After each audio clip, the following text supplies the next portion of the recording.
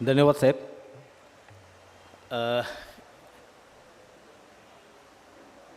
महाराष्ट्राचे आराध्य दैवत छत्रपती शिवाजी महाराज, स्वराज्य रक्षक छत्रपती संभाजी महाराज, भारताचे विधाते डॉक्टर बाबासाहेब आंबेडकर, महात्मा ज्योतिबा फुले, छत्रपती शाहू महाराज आणि महाराष्ट्राचे आद्य पत्रकार बाळशास्त्री जांभेकर. खरं तर सुतारसाहेबांची आणि आमची ओळख ही सोशल मीडियावरची, म्हणजे विचार जगातले कान्याकोपऱ्यात कुठेही असाल विचाराने तुम्ही माणसं जोडली जाता आणि पत्रकार आहेत आणि पत्रकारिता ह्या क्षेत्रामध्ये आम्हीही वावरत असल्यामुळे ती जवळीक फार लवकरच वाढली. आणि आज एक असा क्षण आहे की या क्षणामध्ये एक आपलं न्यूज पोर्टल उभं करणं आणि मराठी माणसाने उभं करणं हा खरं तर मोठा भीमपराक्रम आपण म्हणू. खूप मोठा सफेद हाती पाळण्यासारखा आहे. कारण पत्रकारिता आम्ही लहानपणापासून म्हणजे वयाच्या 12-13व्या वर्षापासून आम्ही या क्षेत्रामध्ये वावरत गेलो, शिकत गेलो आणि शिकता शिकता कुठे छोटे मोठे चॅनल्स आम्हीही चालू केले, पण ते सांभाळताना जी काही अवस्था होते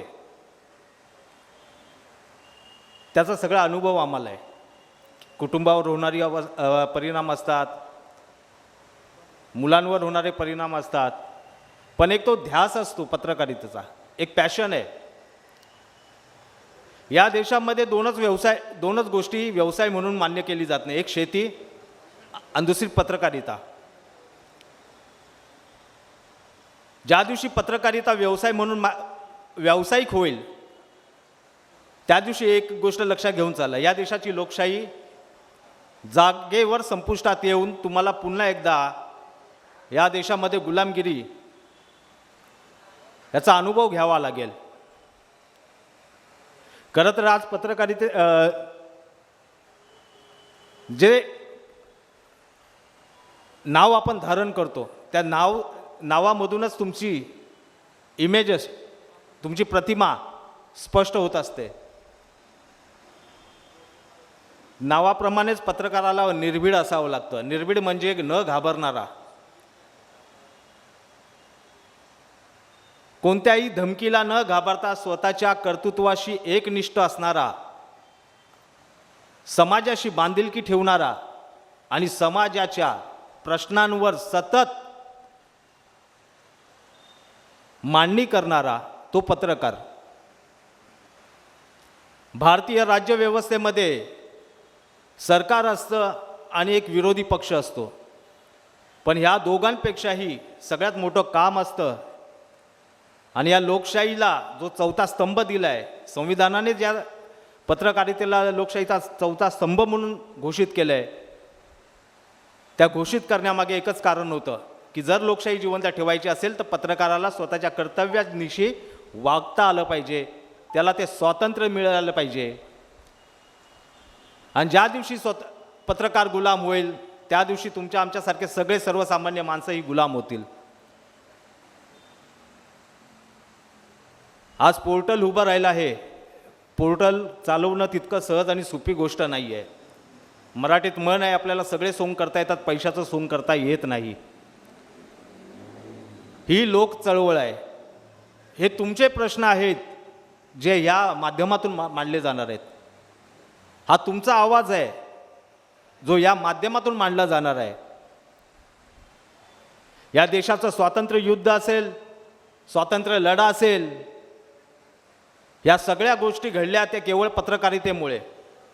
तुम्ही आम्ही आज ज्या महाराष्ट्रात सन्मानाने राहतो ती संयुक्त महाराष्ट्राची चळवळसुद्धा ज्यांनी उभी केली ते सर्व पत्रकार होते. पत्रकारांनी मराठी अस्मिता आणि महाराष्ट्राची अस्मिता लोकांपर्यंत आणून दाखवली.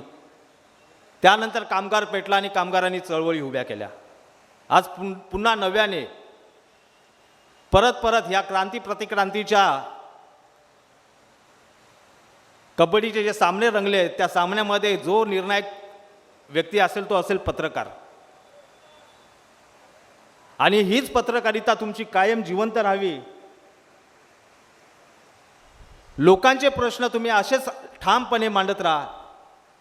जसं आपण म्हटलंय की लोक निर्भीड, हा निर्भीडपणा आज पत्रकाराने जिवंत ठेवला तर तेवढाच स्वाभिमानी समाज निर्माण होतो. आणि स्वाभिमानी समाज निर्मितीसाठी साहेब तुम्हाला तुमच्या कर्तृत्वाला असंच दीर्घोदीर्घ वाढवत नेवावं लागेल.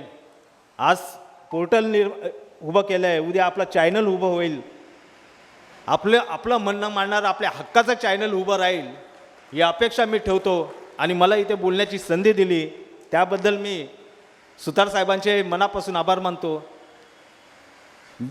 जय हिंद, जय महाराष्ट्र.